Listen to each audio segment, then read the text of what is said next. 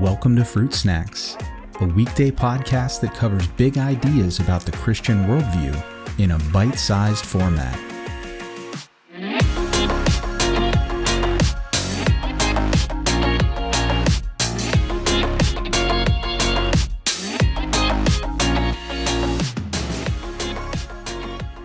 Hey everyone, happy Friday. Today we're going to wrap up our discussion on whether or not the Bible endorses slavery. Now, I would encourage you, if you haven't, to listen to Monday and Wednesday's episode because we have covered a lot of ground, both from a cultural and historical background perspective. And so now that we have context for what Old Testament slavery was, because it was not the chattel slavery that we think of in our modern day and our modern times, I want us to look at a verse that definitively demonstrates that slavery in the Old Testament in the Hebrew culture amongst God's people was definitively not the same kind of slavery that we think of in an American or in a European context. And if you have never heard this verse before, or if you ever find yourself in a discussion about whether the Bible endorses slavery, just remember this verse. It is Exodus 21:16. And it basically says that chattel slavery is unequivocally condemned. In fact, it's a capital offense. Exodus 21:16 says that if you steal a man in order to sell him to someone else, that both the person who kidnapped him and the person who bought him should be put to death. Well, that is exactly the basis, the economic mechanism for the kind of slavery that we saw in America and throughout the European colonies during the age of exploration and expansion. Which means that if a Hebrew were able to look at American history or European history and see the kind of slavery that was being practiced, they would have condemned it outright, because there was no place for that kind of slavery in Hebrew thinking. That's just not the same thing that was practiced by them, and I think it would have disgusted them because of their commitment to image bearers, that all of us are bearers of the image of God, and people weren't property. You could own someone's work, but you never owned a person. The American and European slavery, as I said, would never have been acceptable to an Israelite.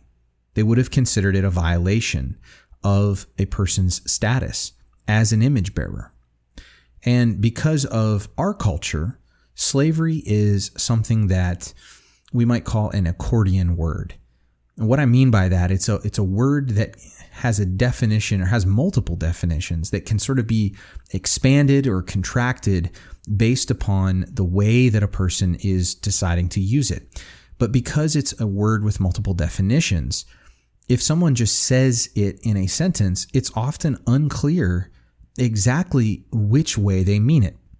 And so before we engage in conversation with someone about a topic or a phrase that is an accordion word, we first need to ask them to clarify which definition they are using when they use it.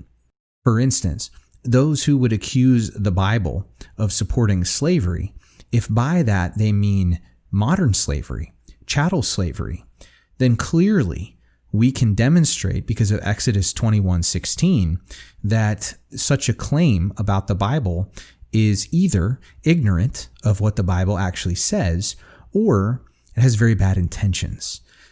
Because if someone unknowingly accuses the Bible of supporting chattel slavery because they assume that slavery only means the kind of slavery we know of in our modern context, well, it's just ignorant, because Exodus 21:16 clearly demonstrates otherwise.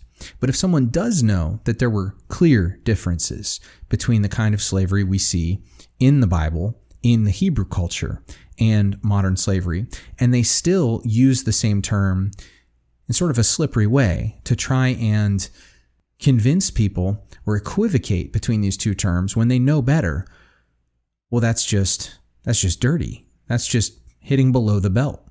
And it's not fair, and it's manipulative. and we need to be able to call it out because we know the difference.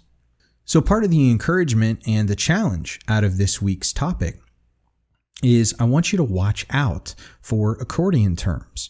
I want you to know your stuff. Know what the Bible actually says. Know how it's different from some of the same words or phrases that we might use in our culture today. And if you are ever given the opportunity about this or any other topic, set the record straight. Don't be afraid to stand up and to say that the way that you're using that or the way that this phrase is being used is not an accurate representation of what the Bible actually teaches. And now you know how to demonstrate what the Bible does actually teach. So I hope that this has equipped you to deal with a tough subject, a tough question, and also to see that what we find in the Bible is not some sort of immoral or reprehensible thing that we see demonstrated in other cultures throughout history, including our own, but rather that unlike all other systems of slavery in human history that have been ways of exploiting those who are in poverty or poor, that the slavery that God created, even though he never intended for it to be necessary in the first place, was actually designed to protect those who did not have enough and to provide a means for them to escape poverty and to get back into a more prosperous lifestyle.